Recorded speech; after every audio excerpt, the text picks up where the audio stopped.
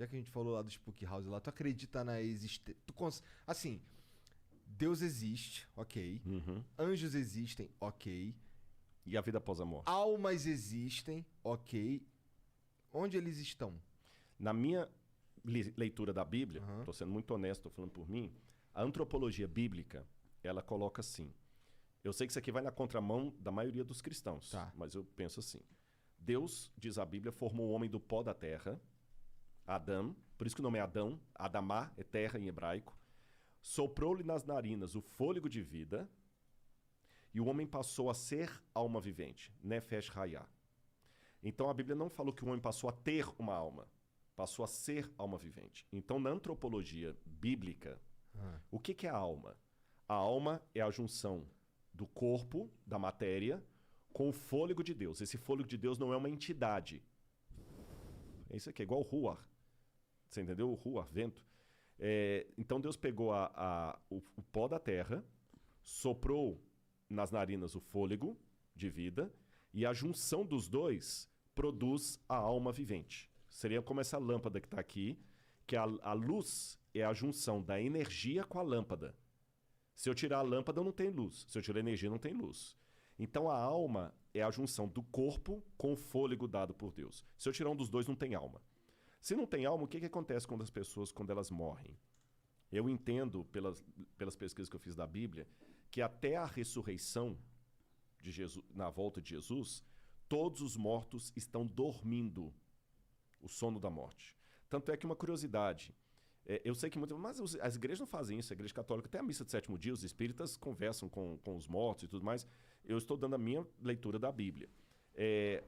A palavra cemitério, se o pessoal der uma gulgada depois, eles vão confirmar o que eu estou falando. Quem deu o nome de cemitério para o cemitério foram os cristãos primitivos. Porque quando eles sepultavam os mortos deles, eles não podiam colocar no cemitério judeu, que os judeus não deixavam. Não podiam colocar na necrópolis dos romanos, porque também não deixavam. Então os primeiros cristãos começaram a fazer túneis debaixo da terra, numa propriedade doada por Flávio Domitila, e começaram a construir as famosas catacumbas de Roma.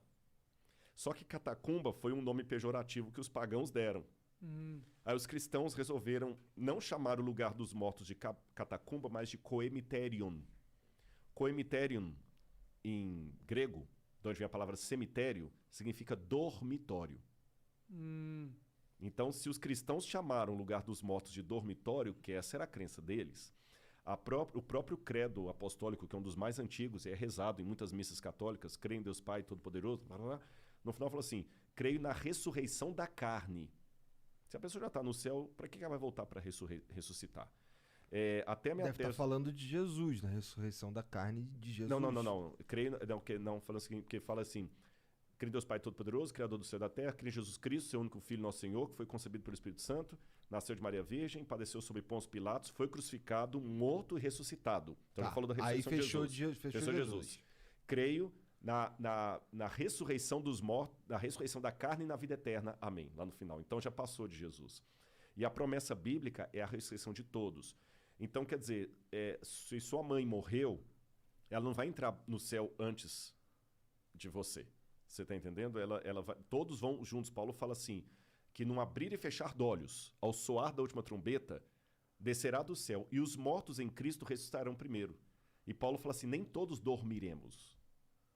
A ideia de uma alma imortal, porque mesmo os gregos, os egípcios, não tinham essa ideia de imortalidade da alma que nós temos hoje.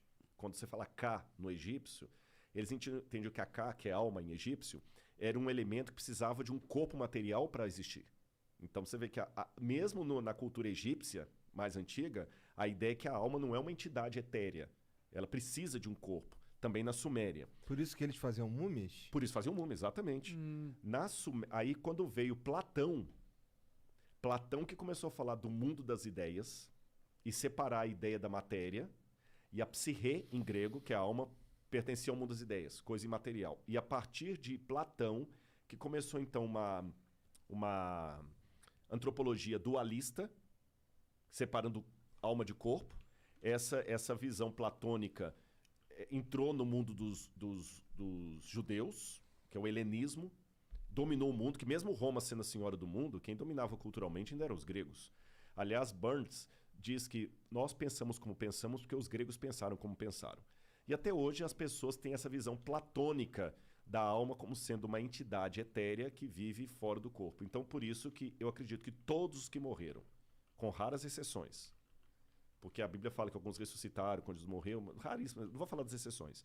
Todos os que morreram estão dormindo no pó da terra, aguardando a volta de Jesus. Não, na minha opinião, ninguém agora está ainda na glória com Deus. Até um dos textos que muita gente pensa que promete a vida eterna é o texto do ladrão na cruz, onde Jesus falou, em verdade digo que hoje estás comigo no paraíso. A minha tese de doutorado na Universidade Católica foi sobre o grego desse texto. E eu descobri uma regra do grego ali, que quando o advérbio está entre dois verbos, ele qualifica o verbo da antecedência.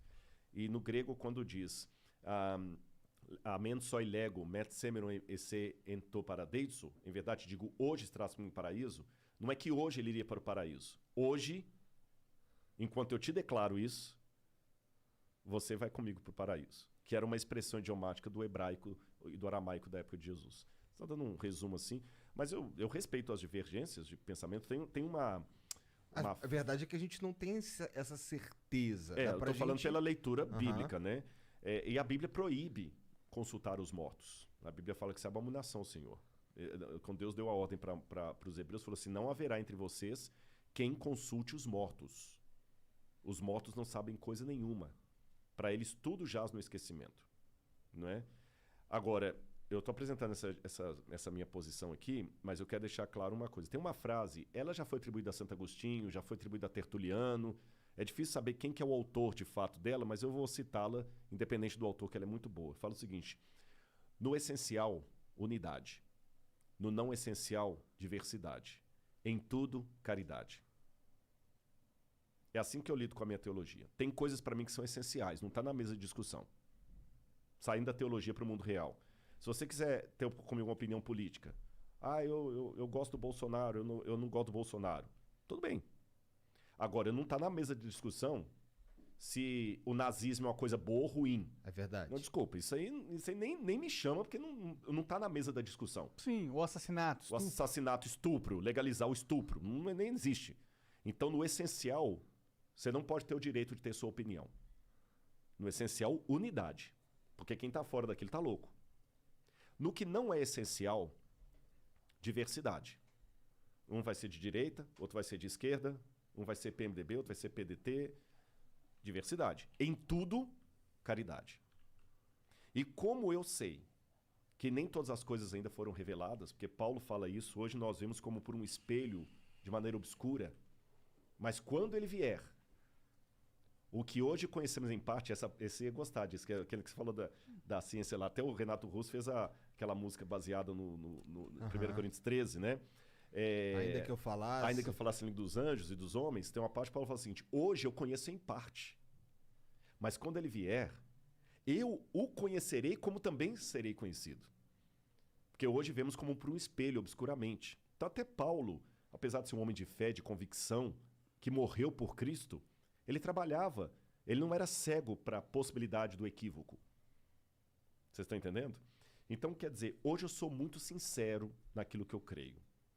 Eu creio na Bíblia, eu creio com essa visão que eu falei para vocês, mas como Cristo não voltou ainda, e eu estou conhecendo em parte, eu não posso julgar agora os sinceros a Deus por uma questão teológica, que tem às vezes uma pessoa que crê exatamente como eu e não vale nada. E tem um outro, às vezes, que está do outro lado lá, que ele está fazendo agora uma oração para Maria, acreditando que Maria vai atendê-lo. E está sendo a oração mais fervorosa. Tem uma música do Padre Zezinho que fala o seguinte, às vezes o ateu que faz perguntas é mais sincero do que eu. Então, hoje, até que tudo se esclareça, você não pode julgar as pessoas pela crença teológica que elas apresentam. Isso não significa, deixando claro, isso não significa que eu não deva me posicionar teologicamente. Você entendeu? Não é um caso, assim, para ficar bem aqui na fita com todo mundo. Se você perguntar assim, Rodrigo, o que você acha das entidades espíritas, da entidade mediúnica? Você acha que realmente a alma aparece ali? Aí eu fico caladinho aqui e não falo nada só para Passar de politicamente correto. Politicamente correto, não. Eu tenho que posicionar. Eu tenho que respeitar a opinião do outro e falar assim, não é. Pra mim não é. Por causa disso, disso, disso.